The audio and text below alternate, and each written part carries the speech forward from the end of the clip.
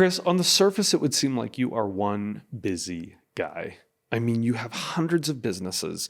You've always got, between 60 to 70 projects in the work that all have the potential of doing lots and lots of money in return on those investments.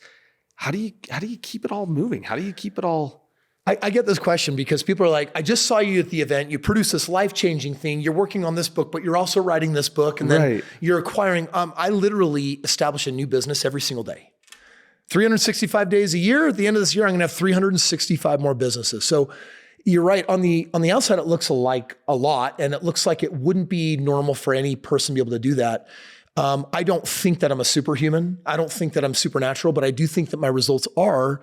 And I've got 4 very specific communication rules that truncate time, because I believe that our mouthpiece, our mouth, like how we communicate with people, when we communicate with people, determines whether we're on a path to never get anything done or whether we're on a path to produce something absolutely supernatural.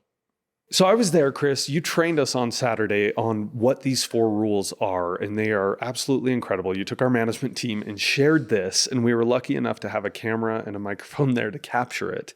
And you're actually okay sharing this with the world now, your secret hack. I actually didn't know if I was okay sharing it with our management team. I shared it with you first. I'm like, okay, there could be some unintended, maybe even negative consequences to going this deep and sharing really, honestly, my secret sauce for how I get so much done, because I didn't know really whether it was appropriate for them or not. But after you had a chance to watch it and you encouraged me to share it, I'm glad I did, because the feedback that I got over the weekend, I could tell that we totally struck a chord. And I would not be surprised if our efficiency as a company literally doubles in the next 90 days just from what was shared. Well, I'm super grateful to you for being willing to share this with us, but then also to share this with the world. So what you're going to hear next is Kris training on these 4 amazing rules that he has that truncate time incredibly. A lot of people look at my results, and unfortunately, we don't have enough of you or any of you at this table other than my wife that remember Kris Krohn 20 years ago. We don't have anyone here that remembers Kris Krohn 10 years ago.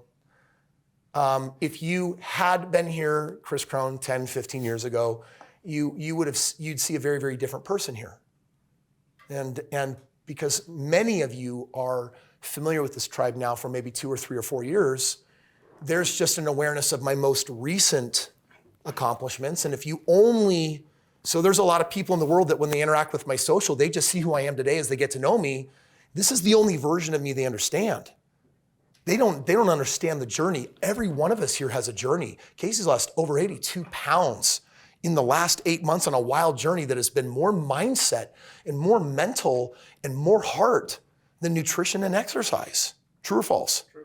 Right? So we're all going through something, but a lot of people, I think, look at what I achieve these days and are like, wow, Kris, you just have really great, you have crazy, huge results.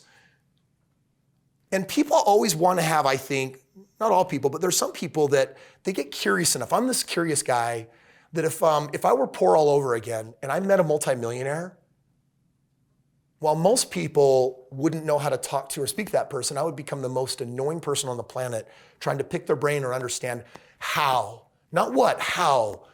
Like, who are you and how do you do that? And I want to share with you, for me, probably one of my most sacred hows. And I'm going to invite you to hold some space for this, because what I'm about to share is not meant to become company culture as a standard the way this is. I'm simply sharing with you how I compress time, get more of it back, and make my time significantly more valuable. And it wouldn't surprise you to find out that it's a system, right?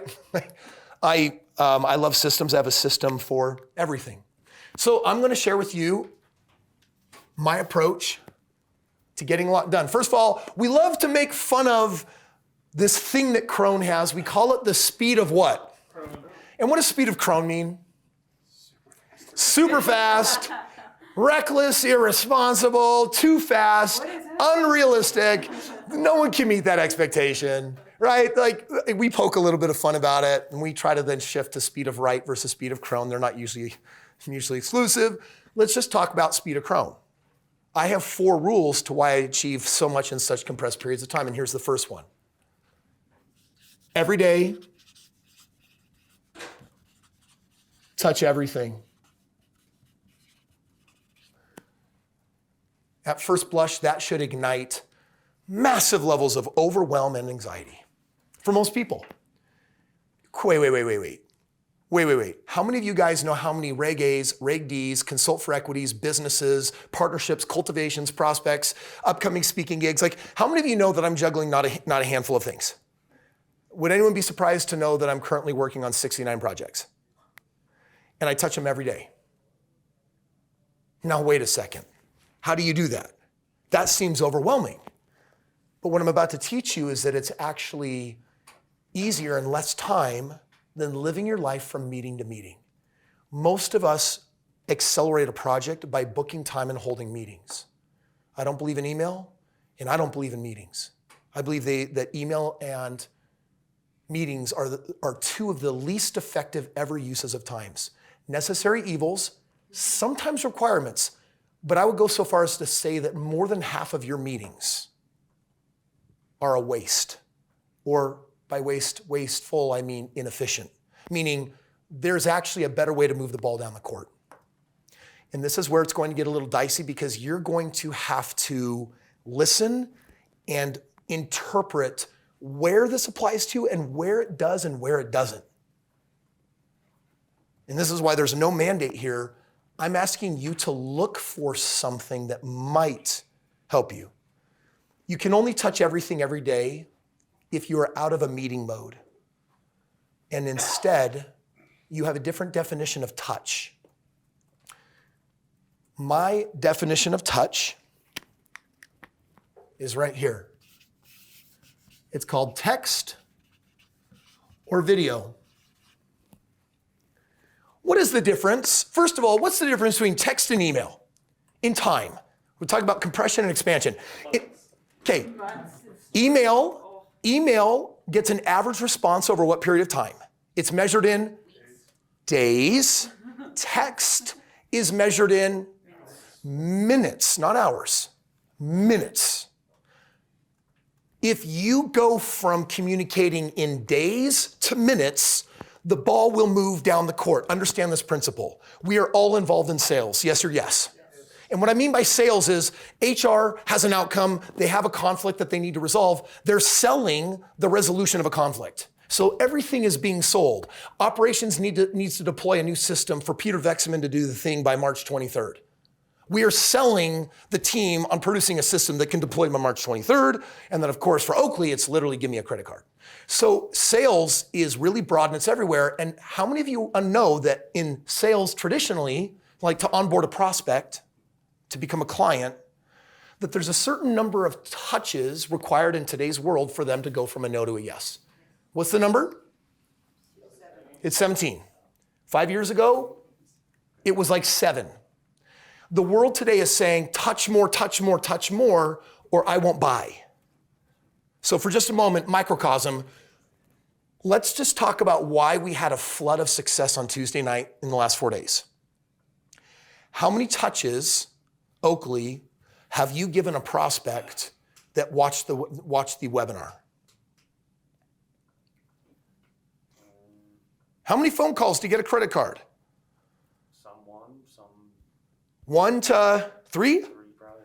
1 to 3. Does that mean that it's only 1 to 3 to a sale and Oakley's just really good? Nope. No. When did these people start getting touched, Barrett? Months ago. Months and years earlier. And how many touches did they get? Many of them. Are they on TikTok, YouTube, or Instagram? Correct. Or all 3. Guys, how many touches? I would love to know the number. We don't. We may never know, but what are the average number of touches before someone even becomes a prospect? That number ranges from 1 to 1,000. The number is on average, my bet, way over 17, which is why our leads are considered good or bad. They're really good. How often do we have new partners come on board and when they share their story, they're like, well, a few months ago I started watching Kris Krohn and then I watched every video and we have what, thousands? That's why I was raising my hand, is specifically that's one of our SOP is tell us why Kris Krohn and tell us your history, and it is I don't think I've heard anybody that said less than a year. Yeah, someone will say 2.5 years ago, you were on a podcast with your wife and you did an episode called How to Keep It in Your Pants. And you were talking about the best, smartest financial move of your life is investing in your relationship so that you don't get to experience divorce from infidelity. And for someone, that was like the moment where they said, I'm in. When we're talking about real estate, I'm in because of character. Okay, there's touches in the value ladder. There are touches in a value chain. There are touches to get anything done. There are touches. Some of us in this room believe that a touch is a meeting. And meetings, if emails are measured in days, meetings are usually measured in what? Days and weeks. Days and weeks. And the longer you extend it, the higher likelihood of a project not getting to completion. So I need 17 touches. And let's just say whatever the 17 touches are, you will get to outcome. You tell me, do you want to have monthly meetings and do it in a year and a half? Do you want to have weekly meetings and do it in 3 months? Do you want to do it in emails and have it done in 3 months? Do you want to do it in texts and have it done same day? If we're all trying to get to outcome, understand first that meetings and emails will always be trumped by a text.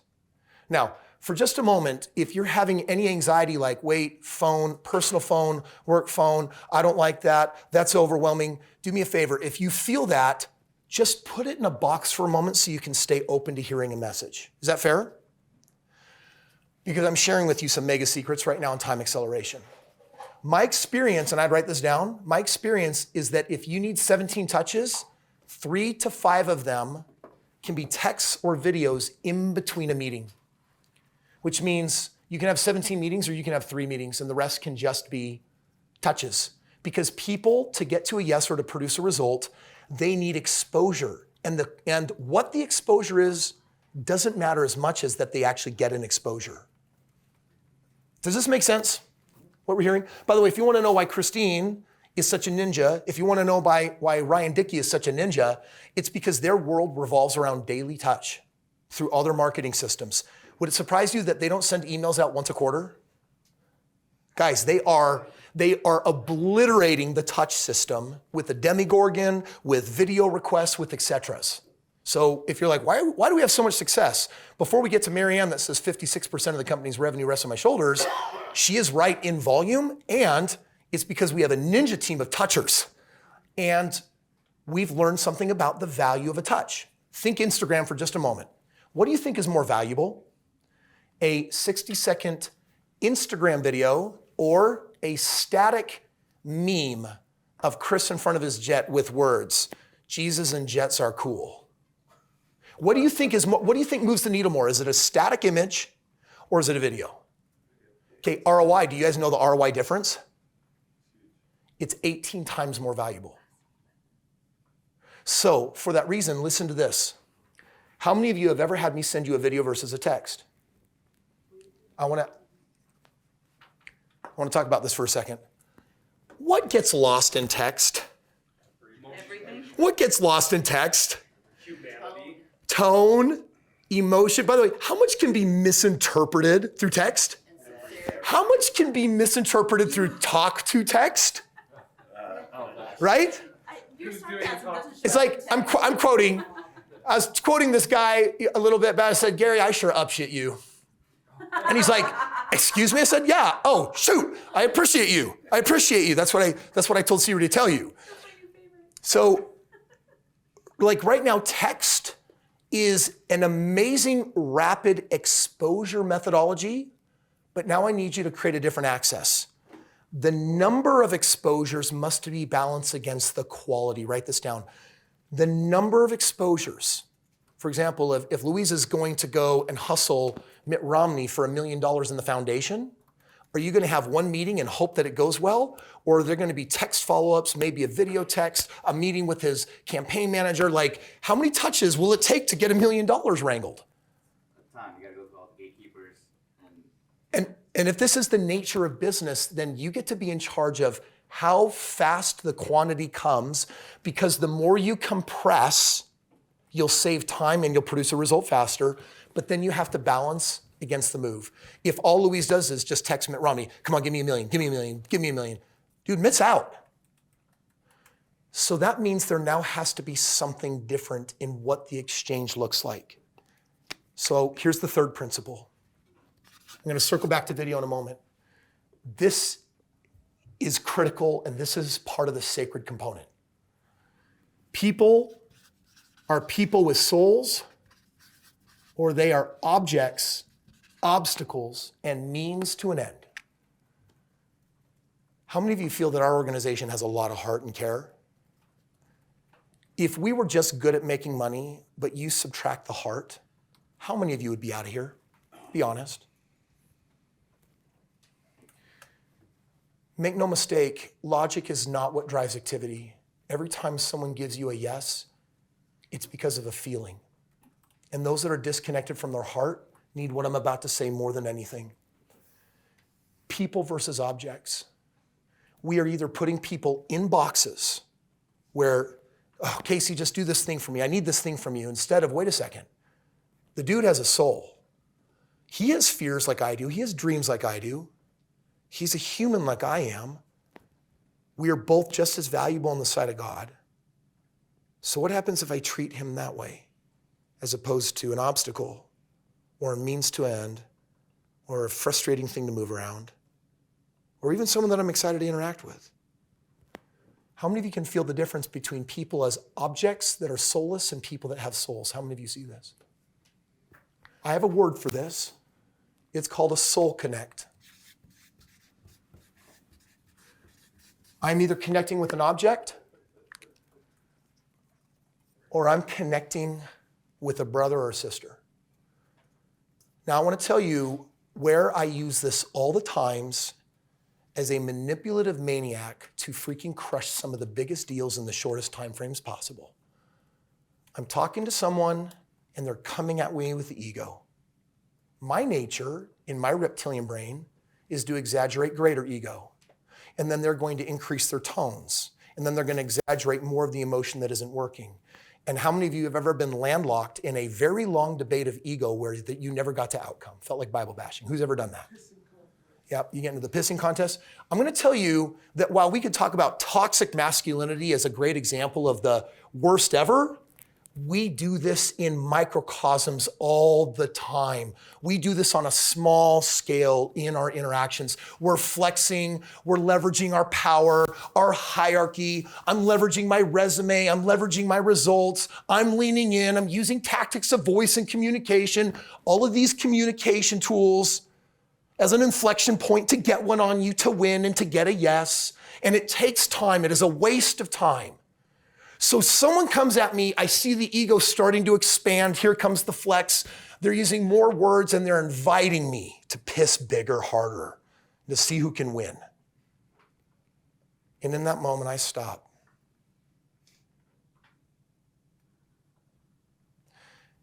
And I look at their soul and I connect with them. And do you know what happens to the ego with the soul connect? How many seconds does it take for the ego to shrivel and die? It takes 3 to 5 seconds, and I enjoy watching every part of the shrivel. Until finally, behind the ego, I'm talking to who is real. And I can compress 2 hours literally into 2 minutes. Sales team, how many of you have witnessed this? For those of you who have been to my events, who's witnessed this? If you guys want to know what the secret to inviting a stranger on stage and having a conversation, and 20 minutes later, have them screaming, bawling, ranting, expressing parts of their soul they have not to a single soul. Do you know how I get everyone to open up to me on that stage as long as they are teachable, open-minded, and willing to change? Do you know how I get them to open? It's because I let down my guard and I let down my ego and I say, see me, and I see you. How many of you have experienced this with me before?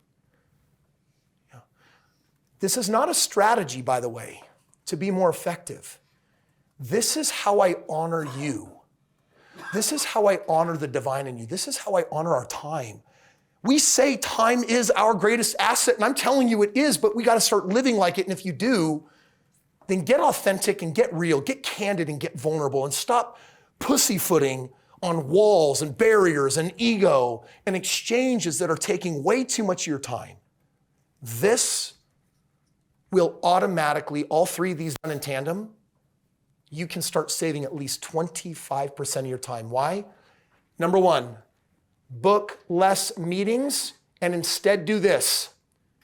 I free up a sacred hour mid-morning and mid-afternoon, and I never book work and I never book meetings. And do you know what I do during these 2 hours? I am following up and I am moving the ball down the court. If I need to communicate a logistic, I use text. If I need to move a heart and soul, I use video. All communications break down into two forms. Does this date work for you? Did you send the wire? Is your spouse going to be there for our meeting in 1 hour? That's a text. My default is a video, if I can. Why? Because if I will be vulnerable, I believe that I can turn 2 hours into 2 minutes. Let me make this real. Raise your hand if you have children. Wow. How many of you want to connect more deeply with your child so that you can feel good as a parent that you are doing your job to nurture and love and connect with them? How many of you want that? I'm going to share with you right now a great secret of this. You can do more in 2 minutes gazing into the eyes of your child and connecting soul to soul with very few words than spending a day at Disneyland and not connecting at all. In other words, the quantity of time never matters the way we think it does. It is always the quality. And the quality of time, if you want to compress time, the quality of time only becomes present when you become vulnerable and soulful.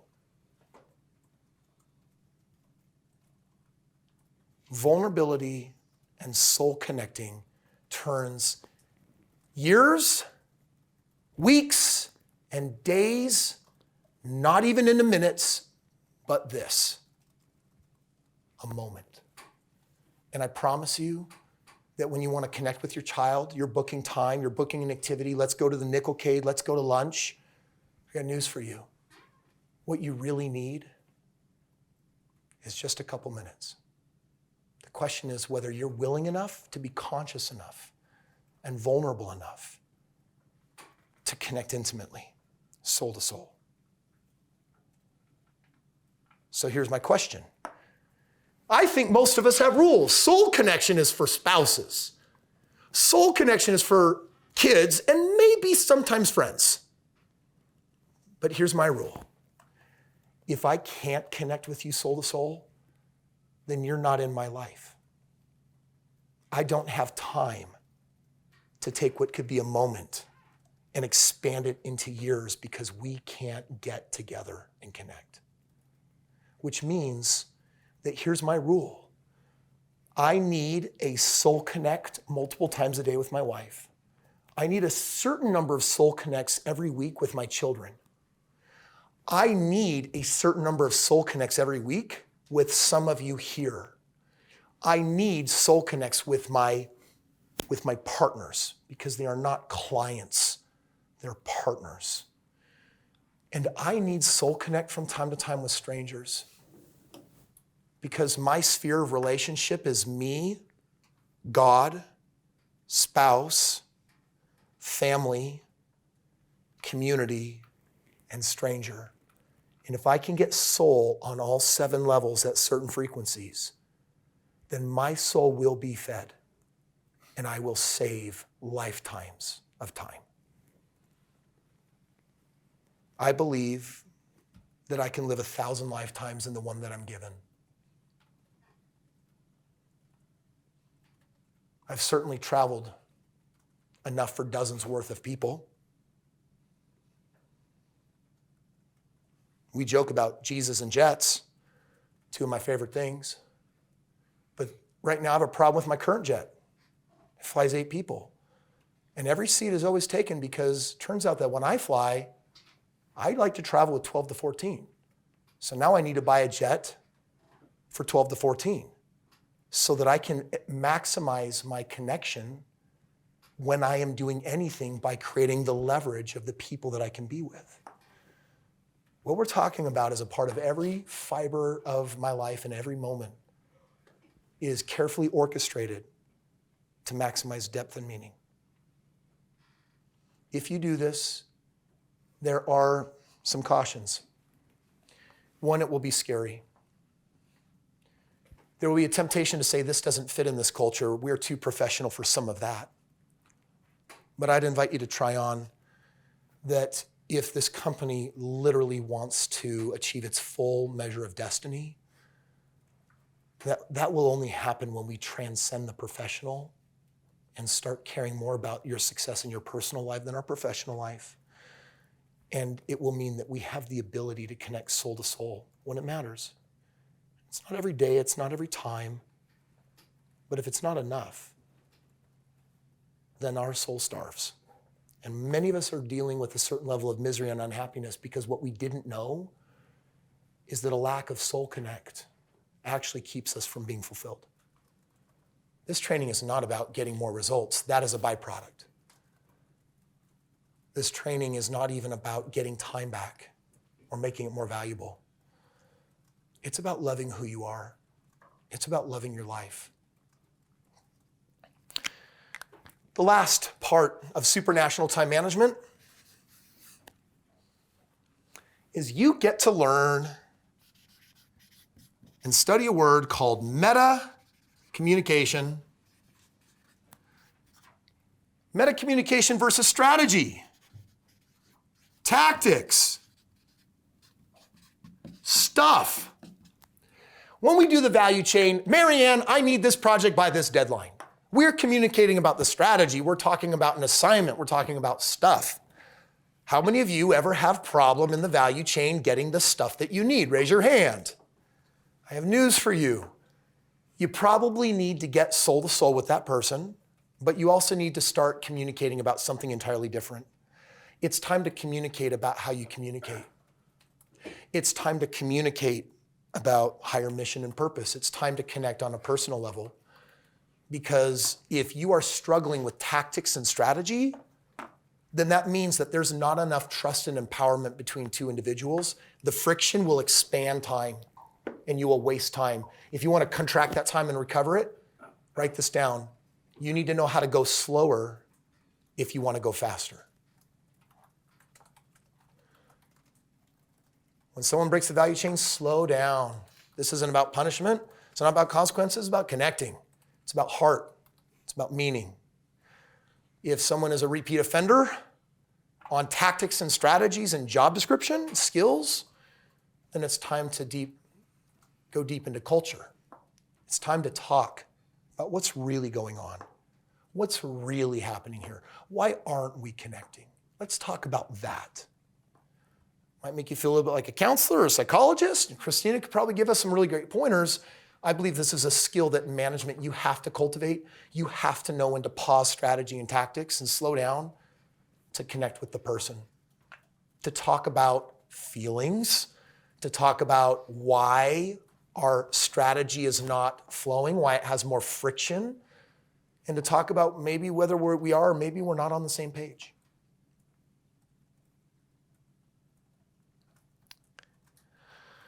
Here's my formula for results to wrap it up. Daily touches plus soul connection equals max results and time recovery. Here's the byproduct, the end product.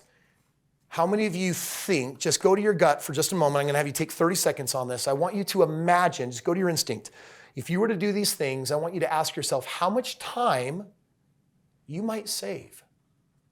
I'm gonna invite you to come up with a number. Just in your field, in your description, and what you do, what kind of time arbitrage savings might there be with how these collapse in shortened time frames? And if you have an idea, Just go ahead and just put it out there. Go ahead, Marianne. 7 hours a week. 7 hours a week. What else? 2 hours a day. Okay. What else? 2 or 3 hours a day. Let's hear a few more. Just toss them out. 10 hours a week. 10 hours a week. So I want you to think about this for a minute.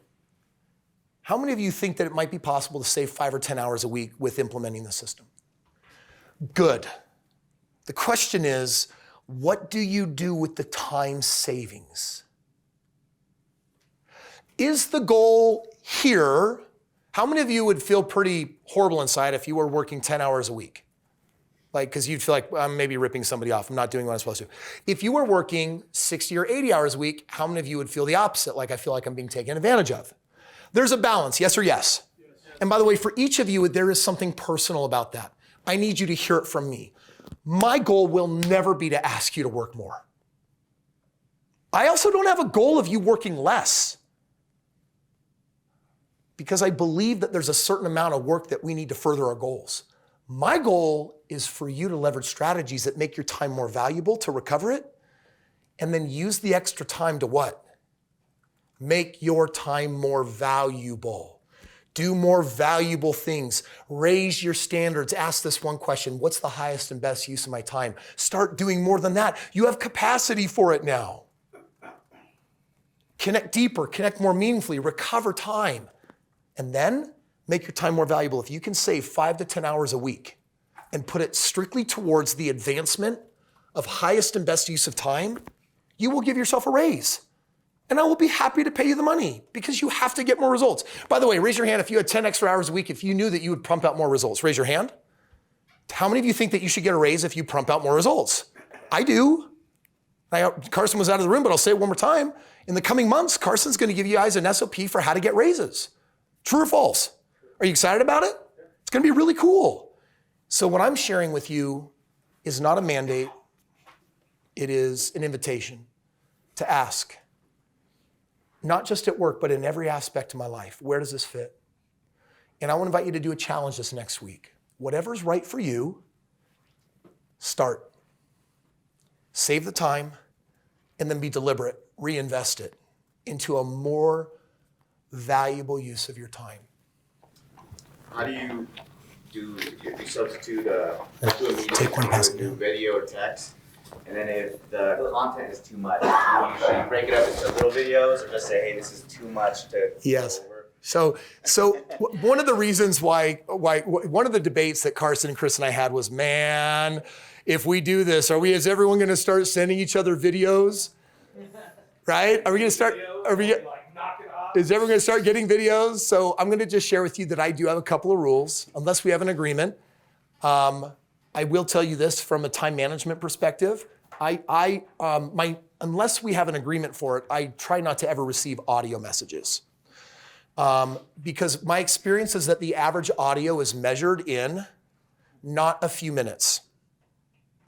So if you're going to send an audio, I think it's important that who you're communicating that with, that there's an agreement that this is the way that we communicate. Here's what I do recommend. It's up to you to experiment and play with this, because there's opportunity for interaction with clients and also each other. Please value their time as much as your own by being concise. In general, a video should not be over 60 seconds, and on average, 30 to 40. Can you create a soul connect in under a minute? What do you think? I'm saying that if the intention is there and the execution is there, of course you can. And by the way, is a soul connect what you're going for on every single communication? Barrett, when I communicate with you, how often am I using text versus video? Most of the time it's actually audio messages, but it's the same result, I feel like, with a video. Yeah, and by the way, the reason why I send audios to Barrett, and often in an MP4, not just like the Apple, is because he's going to take the messaging and he's going to hand it off to people on his team, and I'm saving him time by saying, pass the vision on to John to create a PowerPoint, pass the vision on to, onto Weber if he needs to know the logistics. And so, but if that bothered him, we could change that SOP real quick. But I send a lot of text to Barrett, and if I send a video, and I'd write this down, if I send a video, It is because there needs to be a specific reason why. There has to be a reason. It can't be convenience. What I would say is speak in compressed bullets through text. If you're going to use video, make sure it's because there's an impact that you believe you can make. If you do not believe that you can make an impact, do not send a video. Let me tell you why. It's a two-edged sword. Imagine Derek being disconnected and being able to text or email some information to a client, but instead he's like, I'm going to try the Kris Krohn video thing. And what Derek does is he communicates logistics and information through video. Will the client like this or not? Why will they not like it? Please write it down. Text is for logistics and technical information. A video is to make an impact. Here's what it means. If any of you send me a video, I'm going to get excited because I'm going to say there's a soulful impact that we are attempting to communicate, and that is a privilege for me to extract.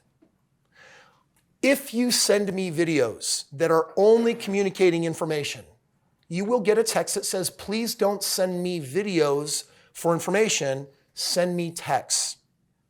So 3 rules. Logistics and information are for text. Soulful connects are for videos. Audios are when you have agreement formation because they can run into many. I have an agreement with Carson. We will send audio back and forth. And that's because between CEO and founder, we can communicate conversations without being on the phone. And then on demand, we'll listen when we're ready. And this really works for us. But there's only a handful of people that I can have that with, or else it'll get out of hand. Because when people go to audio, they are not going for a meaningful connect. There was no purpose of voice inflection. This was simply easier for them than typing. And so now what I'm doing is I'm having my time taken advantage of for convenience.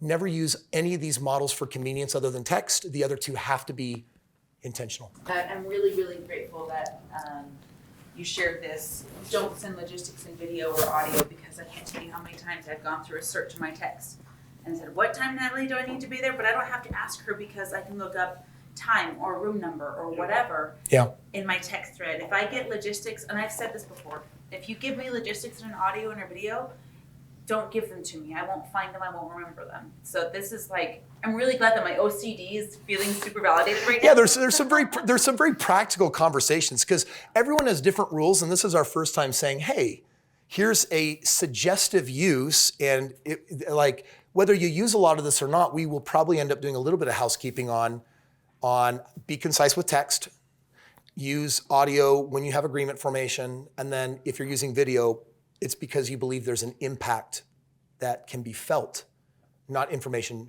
transcribed. So when we talked about this, we were like, should we share this with our managers? There were 2 things that came to my mind of why not to. The first being misuse of it. Was worried I'd get a ton of videos about a ton of informational stuff that I have to watch through. So we've addressed that. The second reason is, Kris, how can this be manipulated? How can this be used as a tool for evil? If you're a tool. And I want everyone to be hyper aware of this. Do you guys see how this can be used as a manipulative device? If you don't mean the things that you're saying in these messages, I think it really can be used for evil. You can do a lot of harm. Yeah. You can also do a lot of harm by trying to communicate powerful ideas through text. I think there's a point to add to that where when, let's just say, for example, I sent Christine a message about a time and date for an appointment and it was never confirmed, and I hold her accountable to something that she never agreed to. I think that can be very harmful. I think it's really important to, and I do this in text all the time, I need to clarify, verify that I understand what you just told me. Because oftentimes I've done that and I've been wrong about what I thought I understood. And I also want to say that this SOP on the left, the value chain, corrects this. If I'm just going to share this with you. If I reach out to Max because I need an appointment with him and I'm suggesting Thursday at 1 and then I don't hear from him, I've already put the calendar for Thursday at 1 on, but then I put another appointment later in the day. Remember if Max confirmed. because Max didn't confirm. I don't want my hour to be set aside when it wasn't supposed to be.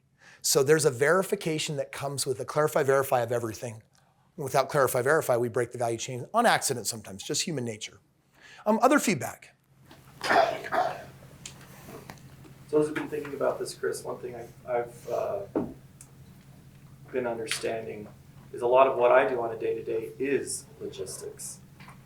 For someone who's touching projects and not necessarily people, which I do spend a lot of time on, how could I save some time? But in that being said, there's almost an expectation, maybe I feel this, anytime a partner comes on board, I feel they're due at least an hour on a phone call. Yeah. Cutting that any shorter, they don't feel justified in their purchase. So I have to give them the time. Yeah.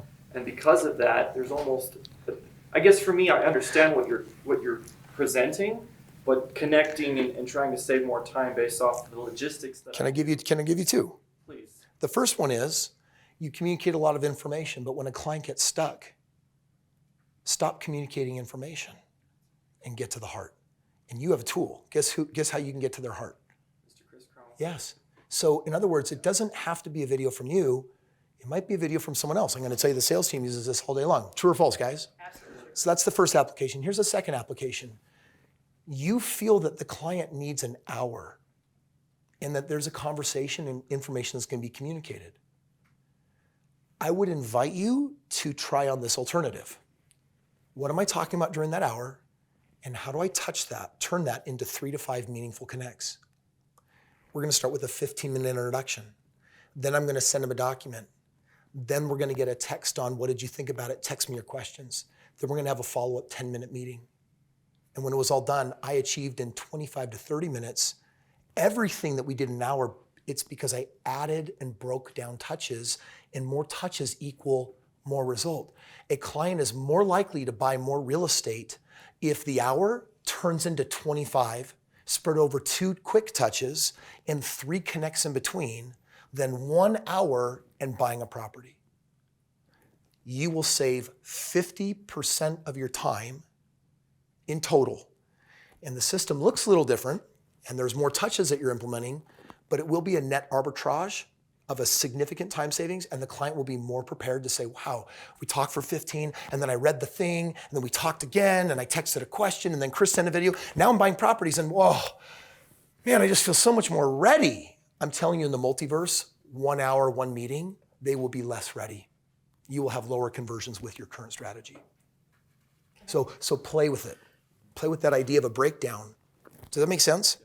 Yeah. Can I also add that our investors club specifically and our partners that are 3+, or the wealthier partners that are doing a million more things, they value their time a ton more. And they don't want an hour. Feel like they need an hour and they don't want it. Like flat out, if I can get information from somebody who's selling me stuff in 5 minutes, they're gonna have my sale a heck of a lot faster than if somebody who's begging to take me to lunch, right? Yeah. Like, So Derek, we need to learn to transform into micro-step movements, and the client will say yes to everything.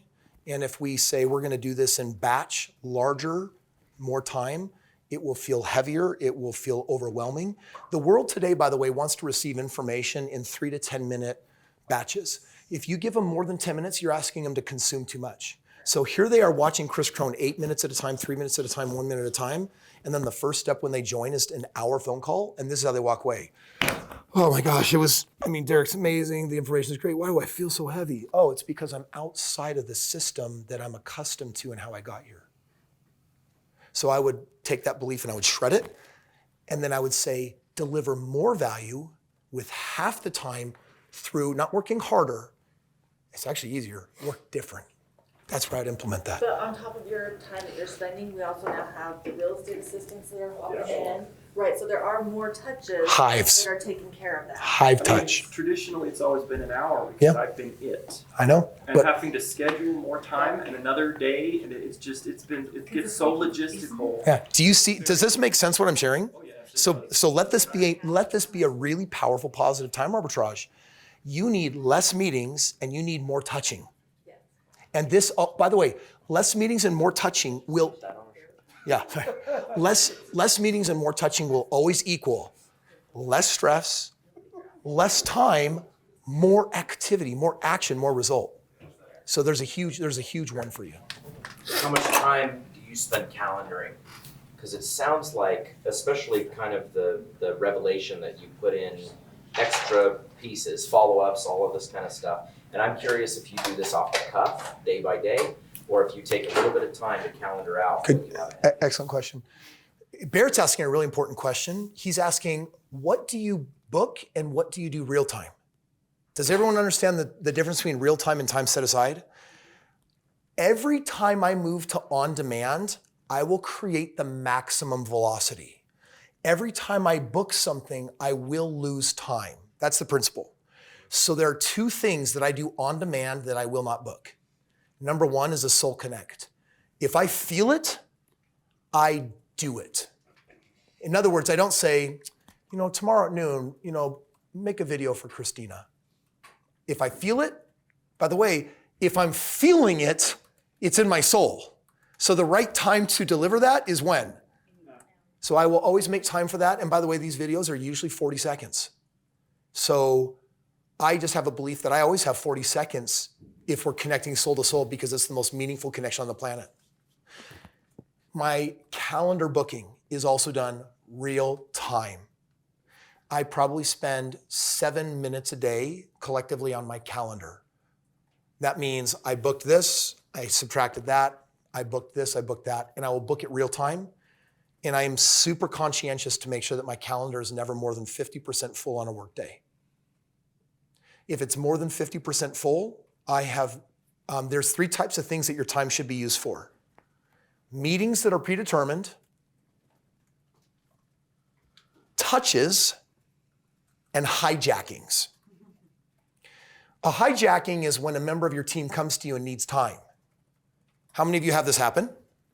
Okay, hijacking, guys, hijacking can be very good and hijacking can be very bad. Let me give you an example. Please listen to the 2 hijacks. Please listen to the 2 hijacks. Hey, Kris, it's Louise. I got Mitt Romney right now on the phone, and I'm just wondering, can I 3-way you in? I think it would be so impactful. We're on Zoom. Here's the link. Please tell me if you can. Do I want to participate in this hijacking? Yes. 100%. Here's the other one. Hey, Kris, I need to sit down with you for 10 minutes. I've got a vacation coming up in about 8 months, and I just want to kind of talk about the dynamics in my family and the days and how they overlap with the schedule. At some point, does this need to if this person is my responsibility, do I need to eventually have that conversation? Yes. Most of you don't have an SOP for what hijackings you should and shouldn't do right now. And before anyone, when I am presented with a hijacking, I will always say, what's it about? And I'm only asking for 10 seconds so that I can immediately do this. Is it Mitt Romney or is it a vacation day in 8 months? And if it's a vacation day in 8 months, I should ask then, how's the bandwidth of this moment? Am I under the gun for 3 deadlines? Oh, I'm not? Sure, come on in. Sure, come on in. If I'm doing something pressing, unless I want more anxiety in my life, I'm gonna say, hey, let's talk about that in 3 months. Let's talk about it in 3 weeks. Let's talk about that, not now. Let's talk about that in 3 days. And I can then book a time when I know that I'm not under the gun. Can I repeat this back to you just to make sure it's really clear? So you said a calendar is never more than 50% full on a work day. You said there's 3 things that you will book? There's 3 things that I do with my time on my calendar. Yes. On your calendar. Yes. My time should be used to have a meeting, to make a bunch of touches. So literally, do I sometimes just sit for 20 minutes and make a whole bunch of videos, the ones that I feel inspired to? Yeah, that's how I wrangle business. The touches are more important than the meeting, by the way. I want to say it one more time. A 60-second video when I'm done with 17 touches to close, and 3 were meetings, and 14 of them were touches, and of the 14, 5 were video texts, and 9 were texts. Guess what the most valuable and meaningful thing was that got to the outcome? Was it the meetings? Was it the soul connects? Or was it the texts with information? The soul connects are always more valuable. A minute of soul connect is always more meaningful than a 1-hour meeting. But don't abuse it, right? Now, so I'm in a world where I have so many touches, and I only make a video if we're going to soul. If I can't make a soul connect, you're going to receive words from me, texts. Yes. So the three things are touches, meetings, and then the third one is hijackings. And hijacking is you just leaving the room. Jonathan, oh my gosh, hey, tomorrow I got this thing with Roland Fraser. Will you look at my PowerPoint? You're asking, is this the right time and place to help Jonathan with this? Because he has a hijacking. Is this a good hijacking or is this a push it off hijacking? And it's not about good and bad. It's about now or later. Please correct that. It's not about good and bad. It's about now or later. Success always equals sequence. When you're having not as much success as you like, it's because you have missequenced what you're doing. If you don't have a rule to judge a hijacking, then that means that there's a good chance that more than half of your hijackings are out of sequence. Anytime something is out of sequence, you lose time. So with my hijackings, I only think people come to me if they think it's important. But we have an understanding in our department of level 1, 2, 3, and 4 importance. Unless it's a level 1, I don't get hijacked. So that's the first thing I do is ask them, is this a level 1, 2, 3, or 4? If it's not a level 1, you send me a text. You're all allowed to have a system on how you judge. You could ask them a number. I always ask them for a 10-second synopsis. And then I'll judge whether I think it's a 1, 2, 3, or 4 because you might ask them, is it a 1, 2, 3, or 4? And you might feel different than them. There are ones for them and there are ones for you, and they are not always the same. Yeah. So you can use that system or you can ask for a 10-second debrief. Anything else that was valuable in this? Because like Carson said, this is really just about investing in you to just figure out whether it's like my wife. I will make video messages for my wife if I feel like it's during the day. By the way, how many of you ever get to the home at the end of the day and feel like you missed the frequency of connection with a loved one? Can I just invite that you could put on your calendar every day at noon, send a 60-second soul connect, and then when you come home, you won't feel like you were gone for 8 hours? The frequency and depth of touches is what produces results. So touch more. If there's a child that is struggling that you love very much and you're like, well, I guess I'll see him tonight, you can send them a video during the day and connect with them. It's powerful with vulnerability, what that can do. I have more questions for you, but I hope these are useful for everyone. You had said on demand, you had two things. You said Soul Connect, but there was a second one, and I'm not sure I caught what that was. It's the management of my calendar. I will never play catch up on booking my calendar later. I have to do it real time. And then one more question for you. Your 69 projects, do you have these written somewhere where you just look at them to kind of go down the list, or you have them in your brain? No, I don't keep anything in my brain. I think keeping anything in your brain is a waste of bandwidth. I don't keep account numbers. I don't keep bank account errands. I don't keep to-do lists, grocery store items. I don't keep, everything gets written on a list, because if you don't write it down, you will say, brain, play with it. And the last thing I need in an important, highly focused meeting is to be thinking about whether or not some rice was going to be cooked up so I could have meal prep tomorrow. That's stupid. Many of us don't have rules for what we allow our short-term memory to play with. Your mental bandwidth, to me, my mental bandwidth is one of my most precious assets, which means that my goal is to keep it empty of everything that I don't want to dwell on. If I'm dwelling on it, I'm obsessing, and I don't want my obsession to mix over multiple categories. I'm a mega obsessor. Obsession for me just means hyper-focus with faith. So that means that I can't have minutia rolling around in the head. Write it down and put it somewhere, and then calendar when you're going to look at the thing and drop it. This is probably one of the weirdest rules that I have been living for a very long time, that I'm positive when I interact with most people, I watch them literally put the minutia and juggle it. Because I feel like whatever is in your brain, you're juggling. And I'm asking, am I juggling all of the same thing to produce a hyper-focused outcome? Or am I juggling a bunch of random? I will bifurcate my random, compartmentalize it, and save it so that it's not running around in the brain. Where do you save it? I just use Apple Notes. Okay. I have an endless stream of Apple Notes. Yeah. So during the day, it's like, oh, don't forget, like, for example, I have an extra carriage garage on the side of my house that I'm doing my addition on, and I'm gonna park my toys in it. They get really muddy during the winter, and I wanna have a drain in the center of the floor, and I don't want drywall. I want it to be almost more like a car wash, so I can spray down and have my team put the other cars in and wash them there at home. Well, that's just stupid minutia rolling around in my brain. So I have an Apple list, addition improvements, and have 7 things on there. And then I wait to my next architect meeting, and then I say, drop, drop, drop, drop, drop. Guess how much time I spent? So my experience is if you can't let go of something, you're gonna be titillated by it. Like, let me just go in a really weird direction for a moment. You pass a human being that you feel sexual attraction to. There's chemistry. If you don't have a way of releasing the attraction, it doesn't go away. What do? I tell my wife, oh my gosh, I met this level 5. It's kind of crazy. And by the time 30 seconds have passed, the energy is dissipated. I am dissipating everything in the brain that doesn't focus on the results and objectives that I am working on. So I store them out of my brain on lists. And when the time is right, I have a collection that I can go back to and then I can play with. My brain is not juggling anything other than what's present and important in the moment.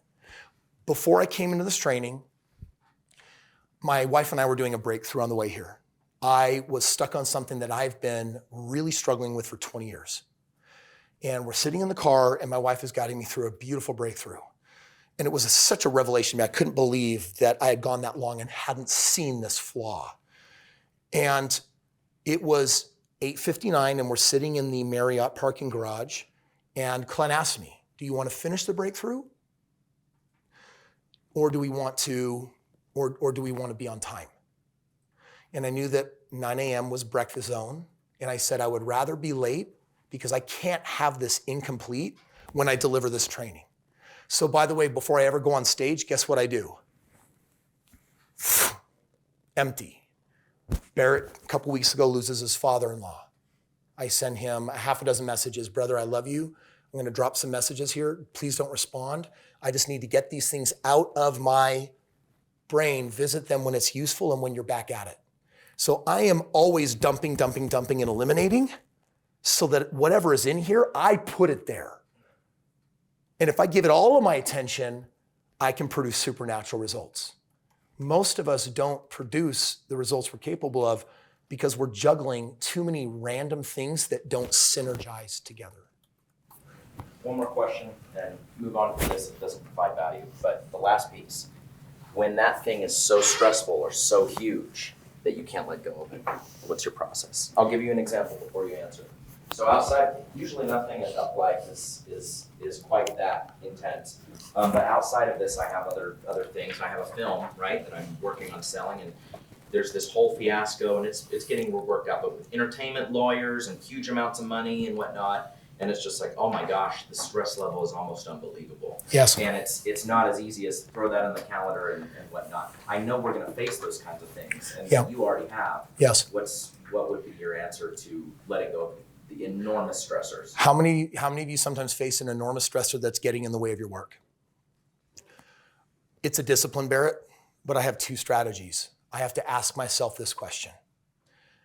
If I put this in a box for later, can I recapture my focus? And the answer will be yes or no. If the answer is no, it's going to be Kris Krohn sitting in a parking garage showing up a few minutes late to a board meeting with the most important people in the world for him right now. Because I have to get to resolution so that I can be effective here. That also means that before the breakthrough began, I made a different choice. Is now the time for this breakthrough? Could this inspire me or negatively impact all of the individuals at this table? That decision was also made before I began the process, and I was a judge of how long I knew it would take to get through it. So you gotta ask, do I box it for later? And by the way, you have to become an expert at knowing how to put things away completely, not partially. If you put them partially away, you'll suck at work. You have to be able to put them away. By the way, if you can't, I would rather you shift the flexibility of your work hours around and get with whoever and work deeper, longer, or whatever hours later, and then address the thing that you need to have addressed now.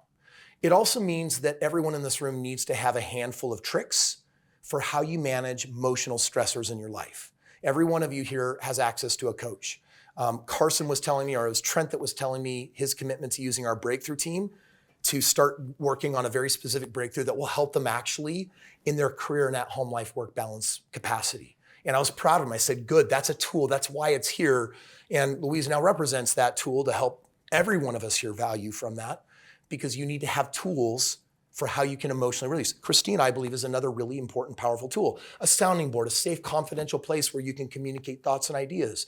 You should have a half a dozen tools, because we're humans and we are emotional. And when we get overwhelmed by something, if you don't deal with it, then it will rob your focus of everything and you'll suck a lot.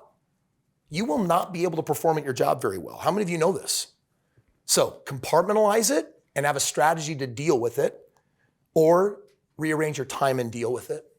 And then if you're not dealing with it well, as in, well, I worked on it for 3 hours and I don't feel better, then you have to get more tools and different tools. Please don't do what most humans do, rely on ineffective tools.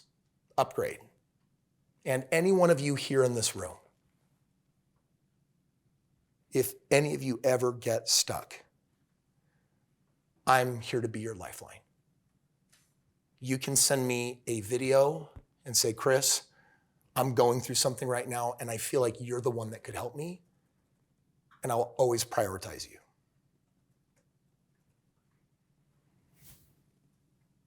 By the way, that's called what? What is it?